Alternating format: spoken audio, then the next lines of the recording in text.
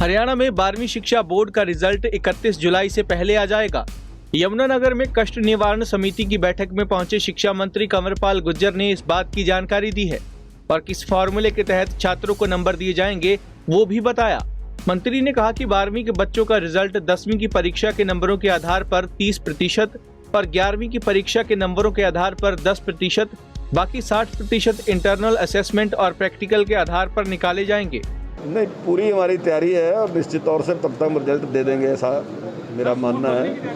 और हमने उसमें निश्चित तौर से निश्चित कर दिया कि जो मैट्रिक का रिजल्ट है उसका +2 में जो बच्चा है उसका जो मैट्रिक का रिजल्ट रहा है तो 30% नंबर हम उसके हिसाब से लगाएंगे और 11वीं में जो उसके नंबर आए 10% हम उसके हिसाब से लगाएंगे, 60% हम उसके इंटरनल असेसमेंट जो उससे नंबर लगाएंगे। तो इस फार्मूले के साथ हम जल्दी रिजल्ट। तो क्या सारे पास होंगे सर ऐसे इसमें?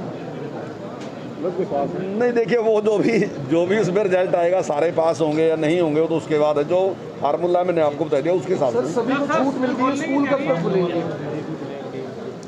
स्कूल खोलना थोड़ा सा इसलिए समस्या है क्योंकि बहुत बड़ी गैदरिंग होती है वहाँ और अभिभावकों को भी डर लगता है, बच्चों को भी डर लगता है और जब अभिभावकों को और बच्चों को डर लगता है तो उसके साथ फिर हमें भी डर लगता है।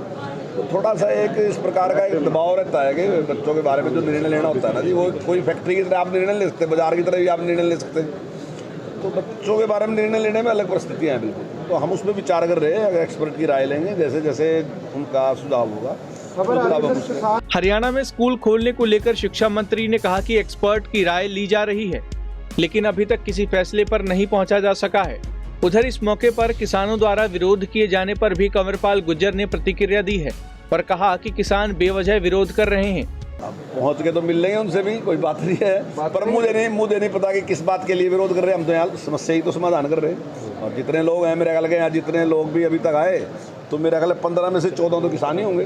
तो उन्हीं की समस्या उनकी समस्याओं का समाधान ही तो कर रहे हैं। अगर उसका भी वो विरोध कर रहे हैं तो फिर तो वही जाने। किसानों ने सीएम साहब से मुलाकात की थी कि वो बीच में बैठ के बातचीत करवाएं, कुछ लग रहा है सर बातचीत का हल निकलेगा?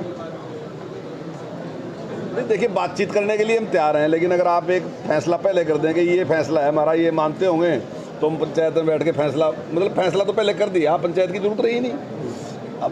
अब सारे के सारे लोग पंचायती हैं, इनको पता है पंचायत कैसे होती है। पंचायत में हर आदमी अपना पक्ष रखता है, जिसकी शिकायत है वो भी पक्ष रखता है, दूसरा पक्ष रखता है, उसके बाद पंचायत फैसला करती है। अभी ये अपना फैसला अपने आप ही सुना रहेगा। चुनावों में नुकसान नहीं होगा बीजेपी को? फिर नेक्स्ट ईयर की बात नुकसान की और फायदे की नहीं है कि क्या नुकसान होगा क्या फायदा होगा, बात है जनता के फायदे की।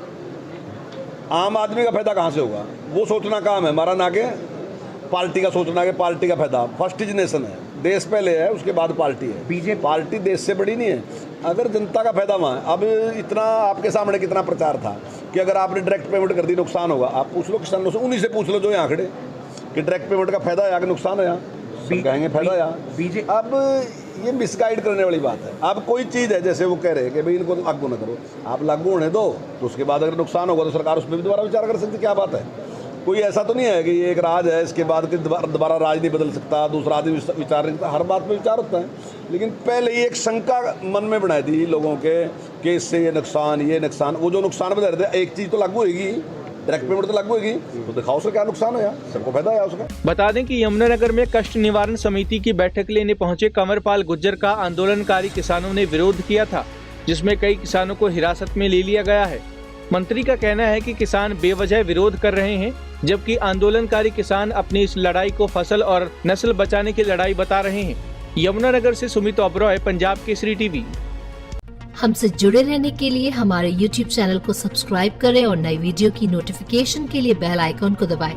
अगर आप ये वीडियो Facebook पर देख रहे हैं तो लाइक जरूर करें और ज्यादा से ज्यादा शेयर करें। धन्यवाद।